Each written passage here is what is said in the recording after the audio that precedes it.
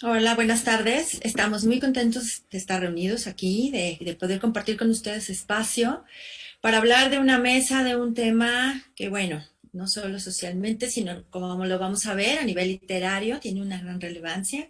Y pues estoy muy gustosa, agradecida a la Filo por poder compartir mesa con estas tres personas que expertas en su ramo, tanto en la literatura como escritores, como gestores, y que bueno, me voy a dar paso a presentar en una breve semblanza. Y bienvenidos a esta mesa. ¿Qué palabras llevan en los bolsillos?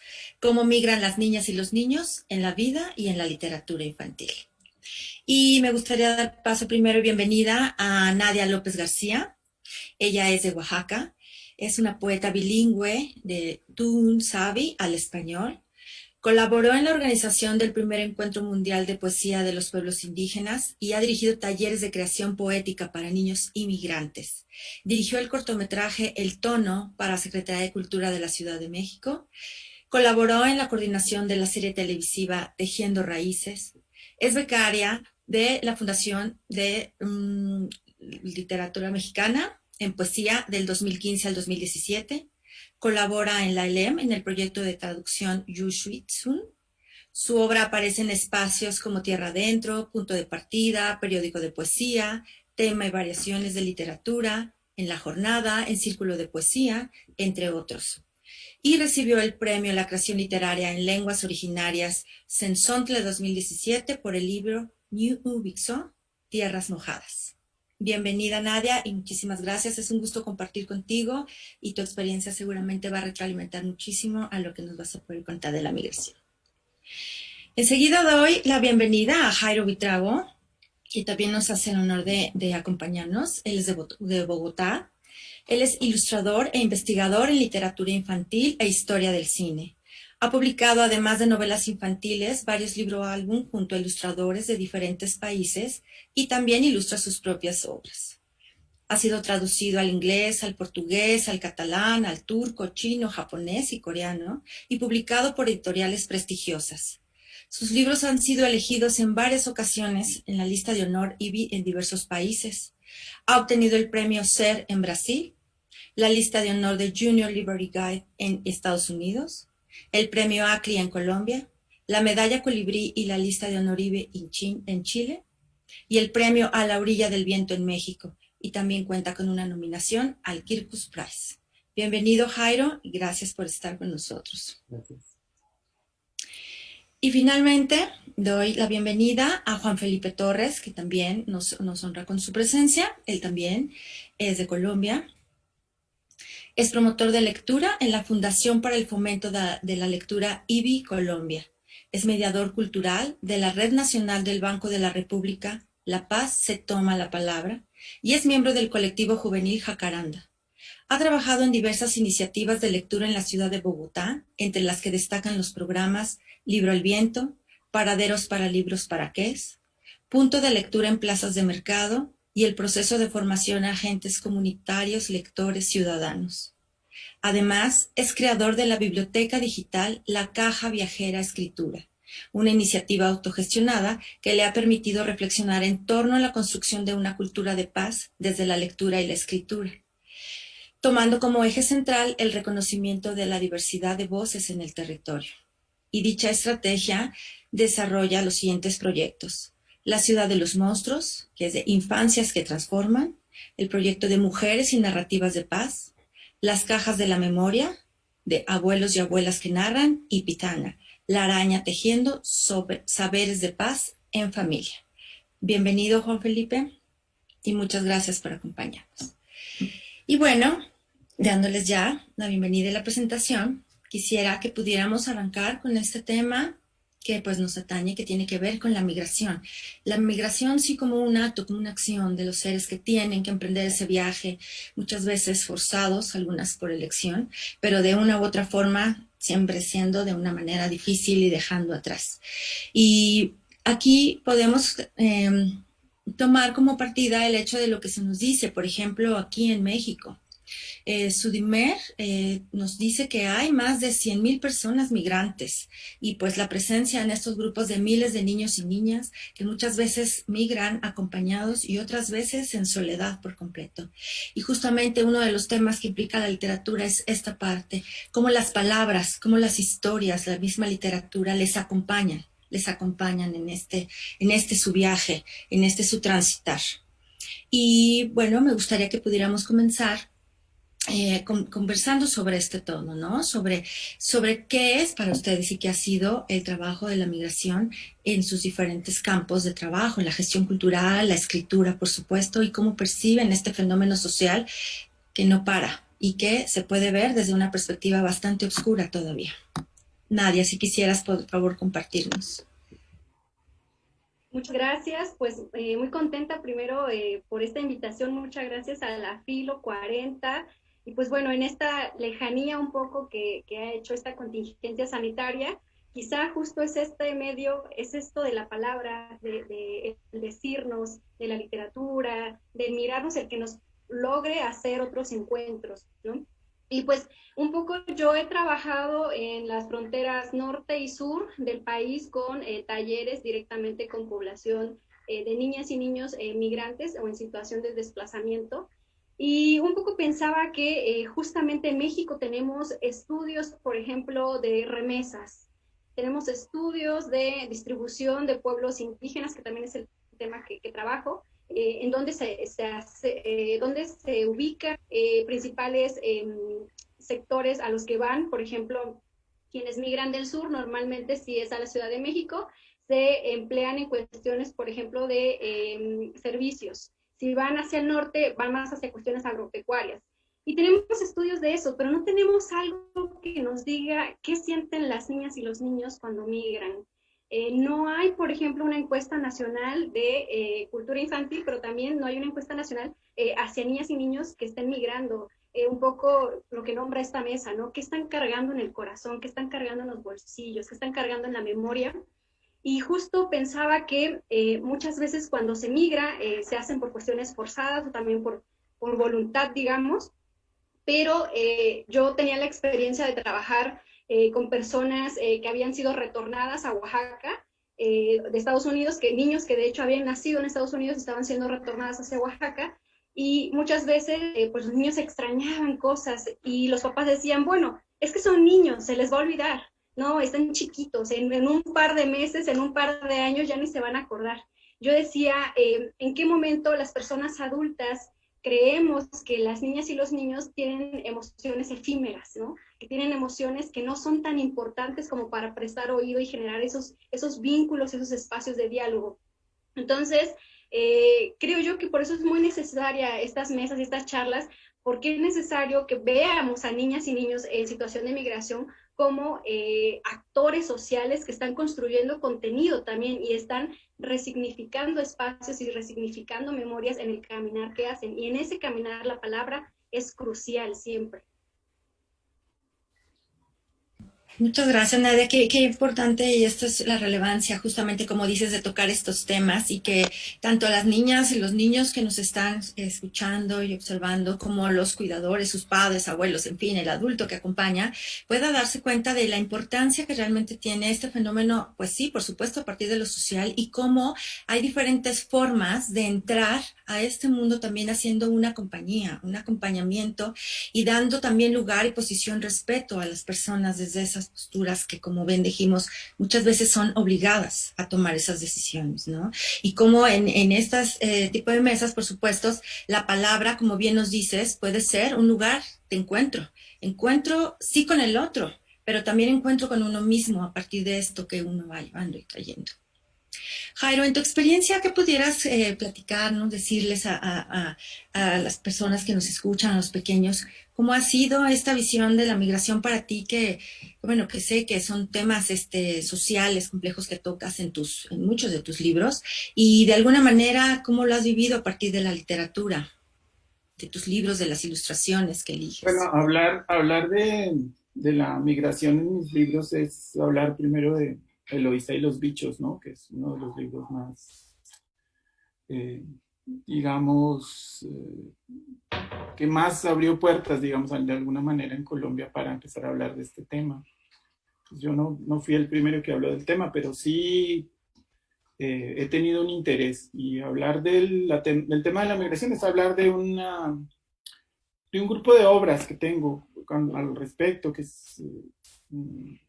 tienen que ver primero con este punto de partida que es Eloísa y los bichos, y después Dos conejos blancos, Un diamante en el fondo de la tierra, y el premio hispanoamericano de literatura infantil Castillo, que gané el año pasado con Al principio viajábamos solas. Creo que todas son una extensión de la misma historia. Alguien dijo que el escritor escribía siempre la misma historia, hacía algunas variaciones sobre la misma. O era una obsesión también, ¿no? El tema del viaje, la migración, las carreteras, las películas de carretera, el moverse de algún lado, y también el hecho de que me interesa las historias de crecimiento, ¿no? El viaje es crecimiento.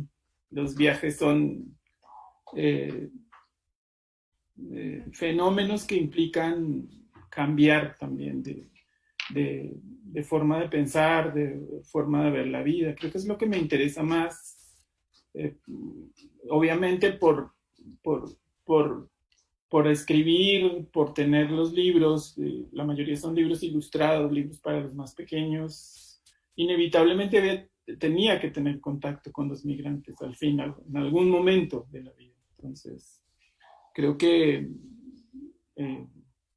esas también son experiencias para mí como escritor, ¿no? Para mí, que Eloísa y los bichos cambió muchísimas formas de ver a estos niños y ver a sus familias. Fue lo que me hizo empezar a trabajar también. Un poco al margen, pero también al mismo tiempo muy, muy adentro, porque los libros estaban ahí todo el tiempo presentes en las casas de migrantes, en San Luis Potosí, en Saltillo, aquí en México, en Colombia, en Bogotá, en Medellín, en la zona del suroccidente, ¿no? El Valle del Cauca, Cauca, Nariño. Y siempre con ese tema del cambio, ¿no?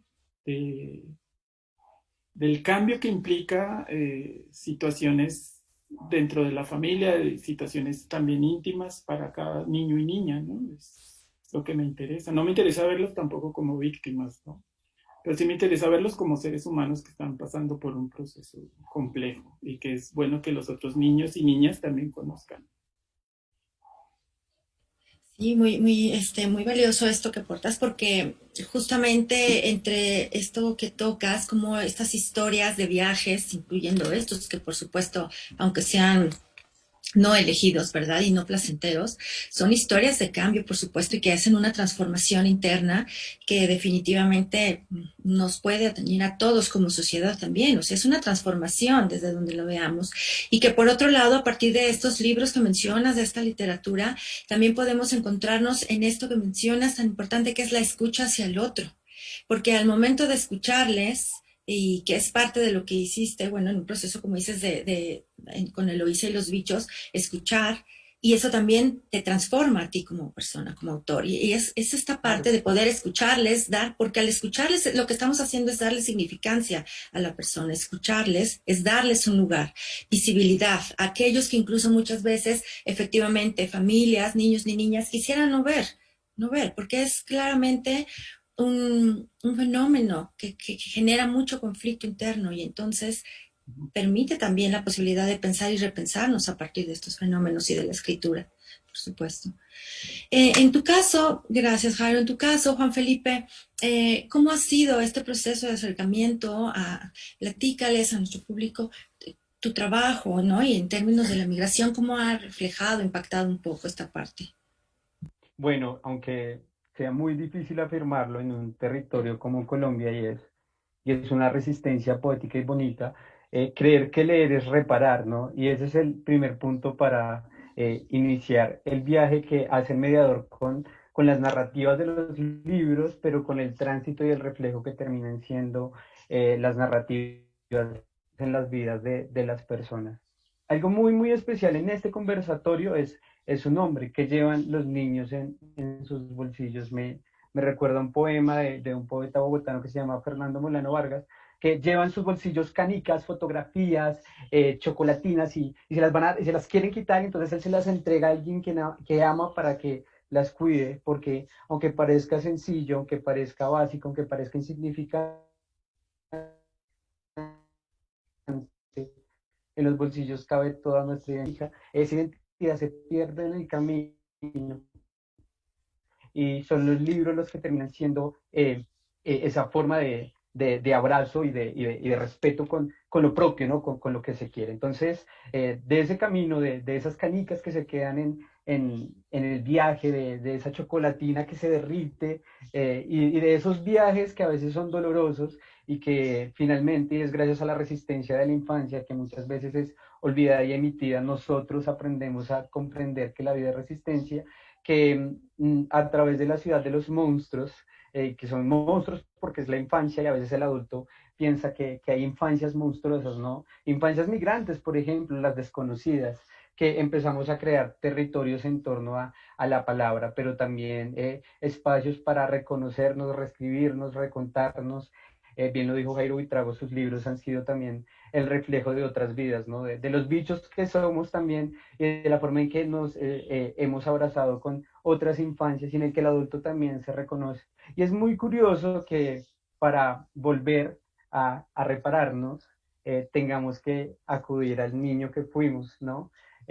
A esa voz olvidada que tenemos al lado. Eso es supremamente curioso, ¿no? A eso que dejamos en el pasado y se fue quedando en el camino. Entonces, eso hacemos desde la mediación, recuperar lo perdido, tal vez no de la misma forma, tal vez desde el recuerdo, desde la palabra, desde las narrativas, las memorias, las experiencias, las fotografías, pero traerlo otra vez a la vida. Y creo que aunque duela volver a traerlo, aunque duela sentir el desarraigo mudo, silencioso de las infancias, recuperamos la identidad.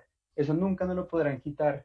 Y es las historias, y es a través de las historias y los diálogos que podemos volver a reencontrarnos. Entonces, todos migramos de alguna manera, pero quienes lo tienen que hacer, pues tienen que asumir viajes muy dolorosos.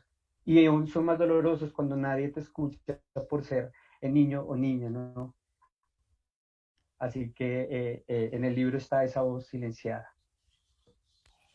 Esto tan fuerte y al mismo tiempo tan bello y poético, ¿no? La voz silenciada que alude mucho a lo que ustedes comentan, ¿no? Nadia comienza planteando esta parte donde efectivamente se creería, ¿no? En este regreso, cuando muchos regresan, y ella comentaba esta experiencia de trabajar con los que han retornado, cómo se cree o se puede considerar en muchas ocasiones que por ser pequeños, pues niños y niñas van a olvidar, ¿no? No van a dejar estas emociones y sensaciones que van a quedar impregnadas, y justamente lo he mencionado, o sea, esto es algo que nos transforma como viaje, como bien dice Jairo, pero también nos transforma en el hecho, como dice Juan Felipe, de todo aquello que por supuesto vamos teniendo que dejar y soltar, de aquello que ya no podemos seguir cargando de alguna manera. Entonces, estos bolsillos, ¿de qué se van llenando? ¿De qué se van llenando una vez que van en este tránsito estos en su caminar, en su viaje, en su transformación?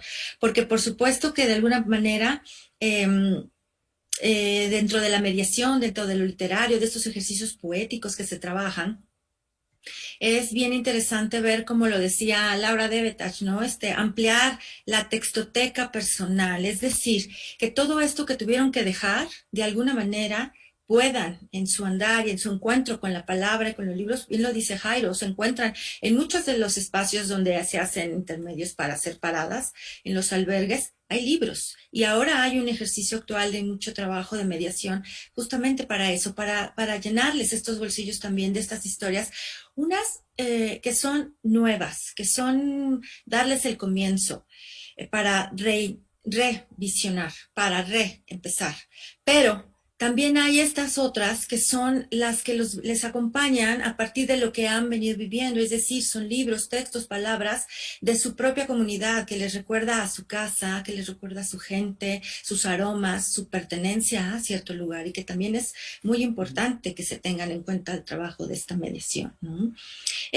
Nadia, por ejemplo, en tu caso, ¿Será posible que les platiques un poco a niñas, a niños y esta parte de lo que tú llevabas en tus bolsillos cuando tú desde pequeña, bueno, también tú saliste de alguna forma de tu comunidad, de tu espacio, y qué te acompañó a ti? ¿Cómo han sido este proceso tuyo de convertirte en una mujer de palabra, de poesía y de, además de compartirla, ¿no? De querer compartirla y trabajar con ella como una herramienta.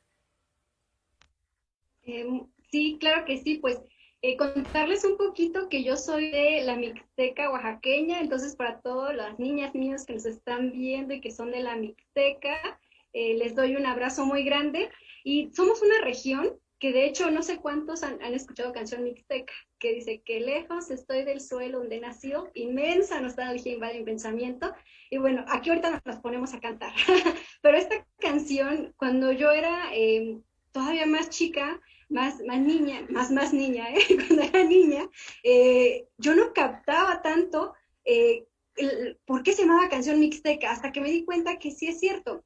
Si ustedes van a mi pueblo, la mayoría, casi no hay hombres, casi todos están ya sea en la frontera norte o en Estados Unidos. Entonces, yo crecí justo en el Valle de San Quintín, mucho tiempo le dijeron Oaxaca, California, por ejemplo, porque habemos muchos oaxaqueños. Entonces, yo migré con mis papás incluso desde antes de que yo naciera, ellos iban hacia el norte, y algo que yo recuerdo mucho es que lo que cargaba era un poco la necesidad de conocer la cara de mis abuelitas, de escuchar su voz, y algo que pasaba es que mis papás todos los días salían desde las 4 o 5 de la mañana, yo digo, forrados de camisas así, manga larga, todos así tapados, mezclillas. De hecho, solo, yo digo que se estaban adelantando al COVID porque solo se les veían sus ojos, se ponían pañuelos acá, se cubrían todo porque pasan horas bajo el sol.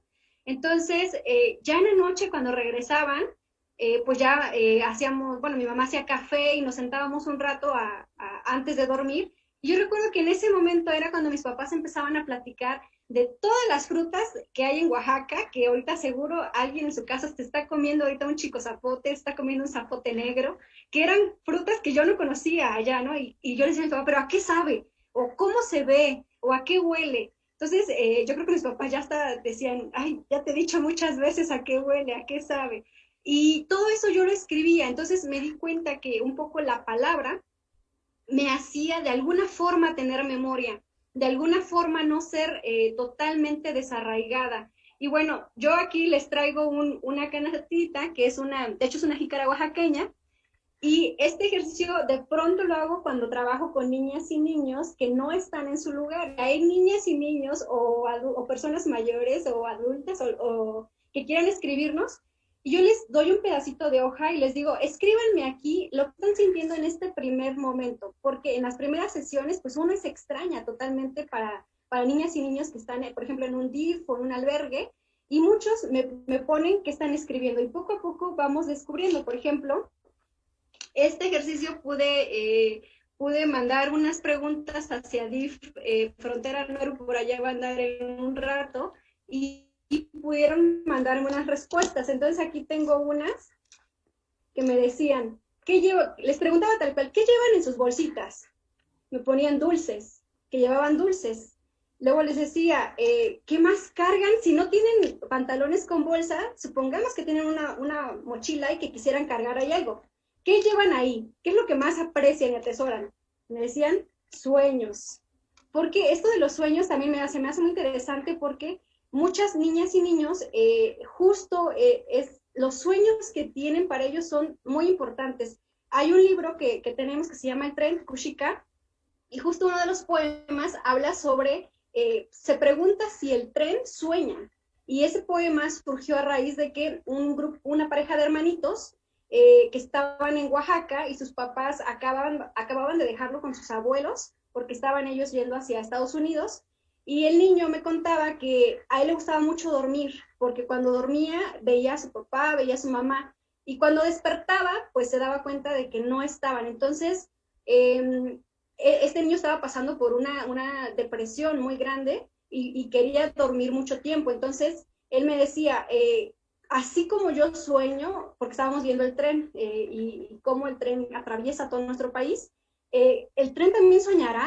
Yo decía, bueno, hay que preguntarnos. Y así surgió ese poema. Entonces, este niño cuando le preguntas qué sueña, para él fue un momento en el que un poco los abuelos como que lo regañaban para decirle, oye, pues es que ya estás grandecito y tenía 6 años, ¿eh? Estás grandecito, tus papás no se fueron, te van a volver, pero él sentía que a través del sueño de alguna forma estaba cerca. Entonces, también por eso es muy importante escuchar a las niñas y a los niños, qué están soñando, qué están sintiendo, qué están cargando un poco en el pecho. Creo yo que cuando una niña y un niño migrantes o en desplazamiento saben que lo que están diciendo está siendo escuchado por alguien más, creo que entra un momento detonador en el que ellos saben que su historia es válida, es decir, en el que ellos saben que lo que están sintiendo y lo que están viviendo, alguien más lo está escuchando y que ellos pueden ser interlocutores. También creo que a veces lo que nos sucede, y para quienes hayan trabajado, por ejemplo, en albergues, yo tuve una situación que llegué a un albergue y tenía niños de 6 a 8 años y lo que empezaron a hacer cuando llegué es empezaron a darme así como golpes y a pellizcarme, a jalarme el cabello. Y la maestra llegó y empezó a decir, a ver, todo, respondió. Yo le decía a la maestra, no, no, ellos han vivido una situación en la que nadie los está escuchando, nadie los voltea a mirar y creen que de alguna forma al jalarte el cabello, tú vas a voltear y los vas a mirar y les vas a decir qué sucede.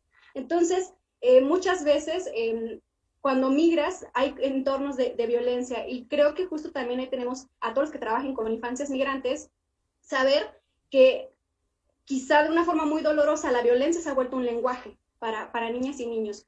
Se ha vuelto una forma de que una persona los voltee y les ponga atención. Entonces, creo yo que por eso es tan importante quienes trabajamos con ellos, desde quienes escriben libros, desde quienes hacen talleres, mediación de lectura, que sepan que no solo estás 50 minutos o una hora leyendo una historia, estás 50 minutos, una hora haciendo rostro, decimos un poco nosotros, con niñas y niños. Es decir, que ellos saben que no solo están ahí para escuchar una historia a veces obligada, porque las cuidadoras y cuidadoras tienes que ir al taller, sino que saben que estás ahí como persona, con toda tu personalidad frente a ellos. Yo creo mucho que cuando trabajamos con niñas migrantes, creo mucho en la ética del Levinas, en esto de la totalidad del otro, en esto de darnos rostro a través del otro y que el otro también nos da rostro.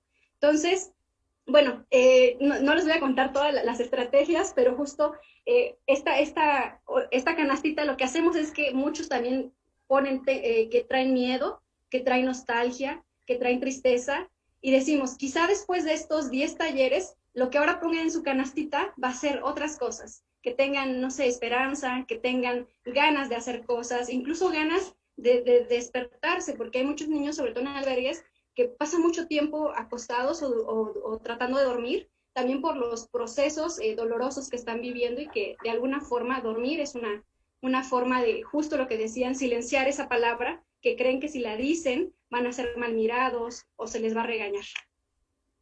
Claro, qué importancia, fíjate, y qué bello ejercicio que además puede servirnos como adultos y los adultos que nos están acompañando para una vez más tomar en consideración la importancia de esto que decíamos desde un inicio, la escucha como un lugar de partida para posicionarnos no solo frente al otro, sino para darle ese lugar al otro en el mundo. Y que no solamente implica justamente esta relación adulto-adulto, sino justo en este momento que tenemos una situación donde socialmente hay tanta complejidad con la infancia, vemos todavía estas otras infancias, ¿no? Que son la infancia de los pequeños que migran, de aquellos que tienen que dejar, pero no solamente espacios, sino que tienen que dejar también formas de ser, formas de pensar y hasta formas de sentir, porque eso puede ser acallado justamente por un adulto que pudiera no estar en contacto con esta situación de importancia de lo que es la escucha y darles la palabra, como este ejercicio, ¿no? Tan bello y me llena de ternura ver cómo ellos de alguna u otra manera, claro que identifican, así como el primer pequeño o el primer papel que sacas donde dice dulces, sí. Es algo tan tangible, tan material, que además tiene una representación, pero además cómo van también pasando estas palabras, ¿no? Tienen sueños, también que traen en su bolsito, traen el miedo, traen la duda, traen el temor, traen la tristeza, traen el anhelo. Entonces, es dar esta palabra justamente una vez más para visibilizarles. en todos los sentidos a todas las infancias. Y en este sentido, Jairo, tus libros, la mayoría de ellos que tienen este trasfondo de estas dinámicas y problemáticas sociales, que por supuesto, como lo has dicho ya en otras ocasiones, pues están inspiradas justamente en eso, en tu realidad, por eso hablas de ellas, ¿no? Porque es una realidad y una parte que para ti es relevante mencionar y hablar. La literatura infantil también es algo en lo que se va, por supuesto, migrando, cambiando. Y si bien es cierto que el niño y la niña pueden ser los que eligen sus lecturas, todavía hay muchos adultos que van eligiendo por ellos. ¿Tú por qué les podrías, no una sugerencia, porque la libertad de elección y de lecturas, pero qué podrías comentarles a niños y niñas y a estos adultos que nos acompañan? ¿Por qué sí? Estas lecturas que comprometen, estas lecturas que además, bien tratadas desde tu forma, en una forma directa, sutil, acompañadas con ilustraciones, ¿por qué sí acercarse a estas temáticas y también pasar de princesas, dragones, como lo has dicho, y de muchos otros temas? ¿Por qué sí pasar a estos temas que también tienen un compromiso y una implicación?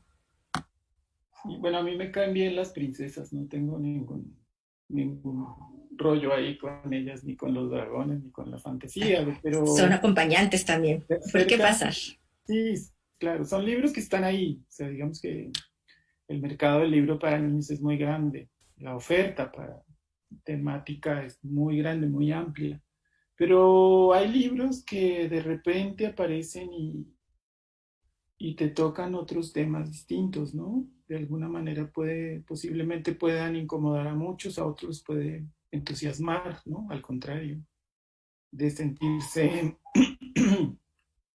incómodos con una lectura o con algo que no creen apropiado para niños o para ciertas edades, pero yo creo que si los libros están ahí es porque sí hay mucha gente que les interesa esos temas. Y cuando digo gente, hablo de todas las edades, ¿no? Y pasa mucho con, con mis libros en el sentido bueno, yo no soy yo el que ha trabajado, digamos, como Nadia, ¿no?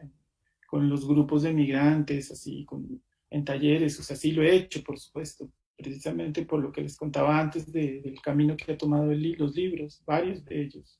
Pero sí están mis libros ahí, ¿no? Sí están en las pequeñas bibliotecas que tienen las casas de migrantes o en ciudades donde hay una gran población o una gran... eh, eh, hay un gran movimiento migrante, ¿no? Dentro, que no es permanente, pero que está ahí, que se concentra, ¿no?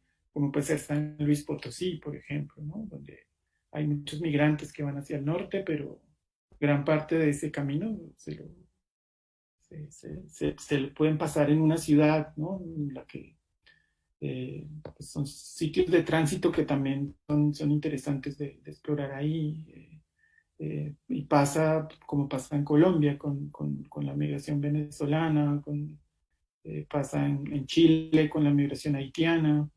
Digamos que es un fenómeno que no se circunscribe solo a los centroamericanos que van hacia el norte, pues que es lo que vivimos aquí en México, sino que ya es un fenómeno mundial, ¿no? Pues ni más, pues ni hablar de lo que está pasando en el Mediterráneo, aún y todo con pandemias y COVID, lo que sigue ocurriendo, ¿no?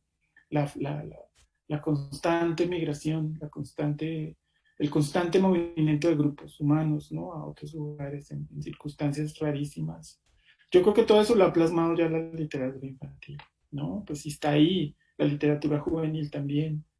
Y me interesa mucho ver cómo ellos se reflejan ahí. Ahí sí, cuando estoy en las casas de migrantes o cuando estoy con un grupo de niños que no son naturales de este país, cómo se pueden ver reflejados ahí, ¿no? En Dos conejos blancos era ya totalmente eh, sin escondrijos, pues, Eloísa y los bichos, ellos podían reflejarse como en Eloísa, pero pues estaba lleno de bichos y de otra narrativa distinta, pero Dos conejos blancos es la bestia, son sus rostros, es su ropa, es la gente que los ayuda, es la gente que les da la espalda, es la policía, el ejército, es el camino, es todo lo que ellos ven ahí, ¿no? Incluso al final está la frontera, ¿no? Está el muro. Antes de que existiera el famoso muro de Trump, en el libro ya estaba el muro ahí, ya, esta muralla que simbolizaba no sé si el fin del camino o el principio del camino, pero lo que ha ocurrido también al otro lado aquí de la frontera con el libro, porque el libro se publicó en español y en inglés al otro lado, en Canadá. Y es como los niños que ya migraron, que ya tienen 2 o 3 generaciones en Canadá o Estados Unidos han recibido los libros, ¿no? Diciendo, esto le pasó a mi abuelo, esto le pasó a mi bisabuelo, esto mismo le pasó a mi papá, ¿no? Él viajó con su hermano en el tren y luego se separaron al llegar. Bueno, son un montón de historias. Y me movió mucho lo que dijo Nadia cuando la tocaron, ¿no? Cuando le jalaron su pelo, la pellizcaron, se le acercaron, esa necesidad de ser vistos. Muchos de los poemas con los que trabajé, con los escritos con los que trabajé con población migrante, al final el tema era ese: yo no existo para el otro, soy lo último que hay en la cadena de esta pirámide social, yo ni siquiera estoy ahí presente, ¿no? Soy el que está por ahí, al lado del tren, soy el que está por ahí en la casa del migrante, soy por ahí el que está ahí parado en una esquina pidiendo para las tortillas, ¿no? Y Entonces eso eso me pasó. impactó muchísimo, ¿no? Decir, sé que no somos nada, pero los recuerdos que tenemos son los mismos de los de ustedes. Tenemos familia, tenemos hijos, tenemos un pasado, lo mismo los niños, ¿no? Exactamente igual que los adultos, tienen un pasado, tienen cosas que dejaron atrás, cosas que se llevaron también, por supuesto, y que las llevan ahí, ¿no? No sé, en sus mochilas. Bueno, nadie sabrá más, le habrán mostrado más cosas que a mí, pero sí es interesante ver cómo esos libros sí existen, sí, digamos, bueno, usé la palabra existen, pero existen ahí, están ahí como objeto, el libro objeto ahí. Y es increíble cómo cuando un migrante lo toma en sus manos y ve su propio reflejo ahí, ¿no? Su historia. Y ha pasado a muchos niveles, no solo Claro. el migrante que viaja en precarias condiciones, sino también los que migraron hace mucho tiempo Y por recuerdo. circunstancias de la contingencia política en Sudamérica, por Ujú. el exilio, por los golpes militares que tuvieron que irse. Entonces ahí digamos, era el fin de esos libros que yo había escrito, que era Un diamante en el fondo de la tierra, que era Ujú. hablar sobre la nostalgia del que se exilió, ¿no? La nostalgia del que migró alguna vez. Ujú. Hizo su vida en otro país, ¿no? Hizo su vida distinta, pero tiene esos recuerdos. Yo creo que mis libros tienen mucho eso, como muchas páginas se llenan de puros recuerdos. Bueno, y esto también qué relevante, ¿no? En el sentido entonces de esta invitación justamente de acercarse a estas lecturas, a estos libros, a las personas que nos escuchan, que nos están viendo y compartiendo.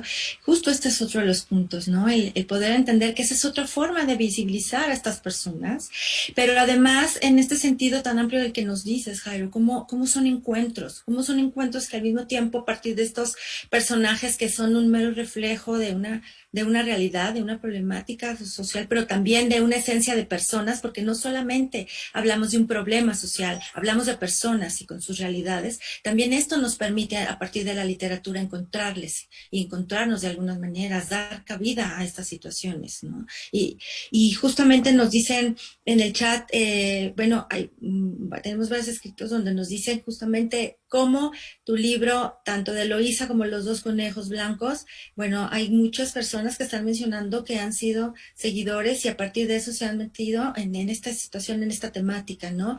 Cómo se han acercado a estos temas a partir de 2 libros que les han permitido encontrarse con situaciones como estas.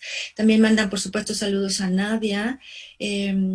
Nos gustaría, Nadia, si puedes mostrar, si tienes por ahí tu libro del tren, igual que los libros de Jairo, todos estos libros se encuentran en la programación de Filo 40, los pueden encontrar para que puedan ubicar este stand que tienen específico de ventas de toda la literatura y que puedan ustedes ubicar. Así es el libro que hay en San Luis, aquí no tenemos todavía. Antes de pasar a otra pregunta, quisiera ver, Juan Felipe, en tu experiencia y en tu caso, esta parte de cómo es la migración de niños, ¿no? O sea, qué es lo que has vivido ya directamente y cómo permuta en sus vidas, pero a partir de toda esta gestión de la cultura y la palabra que haces. Claro que sí. Sucede algo muy curioso con los relatos de memoria que se construyen en este país, y es que un poco se volvió como un reto de los gestores culturales y promotores de lectura, ¿no? Construir culturas de paz en un territorio que le está apostando a perdonarse y reconciliarse, ¿no? Y de allí que se empiecen a ahondar en metodologías y empecemos a buscar libros. No es un asunto de una sola persona, de un solo colectivo de promotores de lecturas o de gestores culturales, sino que todo el territorio está trabajando en ello porque hay unas narrativas que nos permiten visibilizar y entender que es viable hacerlo porque hay heridas abiertas en un país que aún no se ha logrado perdonar, ¿no? Entonces, de allí parten varias ideas, ¿no? Y también es situaciones en las que nosotros podemos imaginarnos que nos permiten los libros como recurso, pero también que construyen la cultura de la empatía, ¿no? ¿Qué necesitamos con los libros?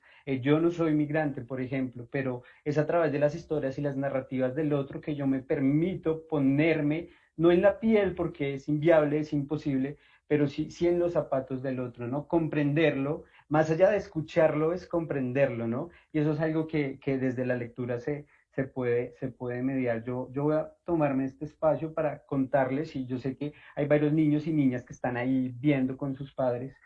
Así que quiero que piensen qué pasaría si alguien llega a su casa y les dice, llévense una sola cosa, tenemos que huir rápido, rápido, tenemos que irnos ya, podemos llevarnos una sola cosa. ¿Qué se llevarían ustedes? Solo una, no hay bolsillos tan grandes, entonces háganlo, piénsenlo en este momento y mientras, allá hay un ukelele, no sé qué te llevarías, Nadia. Es maravilloso el ukelele, de hecho te llevas muchas cosas en él. Eh, Hay un fotógrafo en este país, Jesús Abad Colorado, es una de las personas que más admiro porque ha tomado la cámara fotográfica como un recurso para mostrar la realidad de la guerra en mi país, ¿no? Y hay una fotografía en especial que a mí me rompe el corazón, pero me permite comprender qué llevan los niños en sus bolsillos, ¿no? En 1998 llegaron los violentos a Mapiripanmeta, un territorio de Colombia, y entonces, pues hubo un ejercicio, bueno, una masacre, las personas tenían que huir, hicieron esta recomendación a sus habitantes, iban todos en un helicóptero, solo podían llevar una cosa, lo esencial. No sabemos qué se llevaron los adultos, tal vez su tarjeta de identidad, tal vez ollas, no sé. Pero una niña se llevó su gallina, una gallina que le había regalado su tía, y le dijo está la anécdota, ¿no? A quien estaba dando el ingreso al helicóptero, que por favor le dejara llevar su gallina porque había sido el regalo de su tía y que ella no podía dejar a la gallina. Y tal vez es eso, ¿no? Siempre estamos presurosos, ¿qué nos podemos llevar? ¿Qué es lo más importante, ¿no? Pero lo esencial es la vida. Y esa foto de la niña con su gallina, que luego la pueden buscar, está colgada en la red, abrazando su gallina, es la forma en que nosotros nos llevamos lo esencial, ¿no? El niño siempre carga la vida, carga la existencia, carga la defensa de que otro mundo puede ser posible, y por eso es tan poderoso. Y también llevamos a veces la maleta, ¿no? En la maleta llevamos ropa, y a veces cuando no podemos llevar nada, porque en caso de que sea la migración o sea desplazamiento, tenemos que salir corriendo y solo nos llevamos la ropa, ocurre algo muy curioso que fue con la idea en que logramos mediar un ejercicio muy interesante hablando de las voces que antes Nadia comentaba que eran voces como de la vergüenza, ¿no? Que no se pueden contar, que no se pueden decir, que tenemos miedo a anunciar porque vamos a ser leídos de maneras pues que nos pueden resultar dolorosas y abrir, revictimizar y golpearnos aún más, ¿no? Entonces, hay un libro hermoso que se llama Los días raros, y los días de Roger Icaza y María Fernanda Heredia. Y los días raros juega con el asunto del viaje, ¿no? Pero también de la maleta. Y lo hermoso de ese libro es que está lleno de matices azules que acompañan ese viaje, que un poco nos indican lo nostálgico de viajar, ¿no? Y quisimos hacer públicas esas voces y llevamos a un parque en esta ciudad. Hay PPPs, eso fue hace bastante tiempo ya. Llevamos al parque una maleta llena de camisas, que es lo que uno empaca, pues la ropa cuando tiene que viajar, ¿no? Y leímos ese libro y le invitamos a los niños adultos a que escribieran su día raro. Y pues hay días raros nostálgicos y días raros curiosos, como el primer día de la escuela, el día que me obligaron a tomarme la sopa, pero también el día que tuve que irme de mi territorio. Bueno, hay muchos días raros, pero los colgamos en el parque. Y esos días raros dejaron de ser los silencios que se esconden en la maleta y empezaron a ser las voces que se comunican desde lo comunitario, ¿no? Desde lo que podemos ponernos. Así que de verdad, ese día yo me pude poner el día raro del otro y sentir también esa identidad, porque finalmente, aunque uno crea que eso no va a cambiar nada y que las narrativas de guerra son muy dolorosas, que los libros y los encuentros comunitarios no van a lograr mucho, pues sí, me permiten reconocerme y abrazar la vida del otro, aunque haya sido muy, Claro. muy dolorosa. Y esto que es parte de lo importante que podemos llevarnos de esta mesa, ¿no? Que los tres han coincidido de alguna manera. O sea, ¿qué nos llevamos? Bueno, es justamente esta esencia de ver en el otro, a una persona, a un ser, a darle lugar, y que al mismo tiempo al darle lugar, de alguna forma nos estamos dando lugar, ¿verdad? Bueno, pues yo les quiero agradecer muchísimo este tiempo a la Filo 40, el que podamos estar aquí justamente compartiendo, teniendo esta audiencia que nos escucha hablar de estos temas que por supuesto, como hemos dicho, tiene que ver con la resonancia social, pero también que la literatura ha tocado de una manera justamente para eso, para hacer visibles estas situaciones y hacernos visibles, ¿sí? Entonces, esta fotografía que nos dices, Juan Felipe, si después nos las puedes compartir en el video que se subirá, sería de mucho agrado. Y les invitamos pues a que sigan participando de las actividades de la feria, de todas estas mesas y charlas que seguramente nos pueden retribuir, por supuesto, social, pero personalmente. A modo personal les agradezco, muchas gracias Nadia, Jairo, Juan Felipe, ha sido un gusto escucharles y bueno, pues seguimos en contacto y escuchando y leyendo los comentarios que nos hacen llegar los que estuvieron acompañándonos esta vez. Muchísimas gracias, un abrazo. Gracias. Chao, Abrazo. adiós.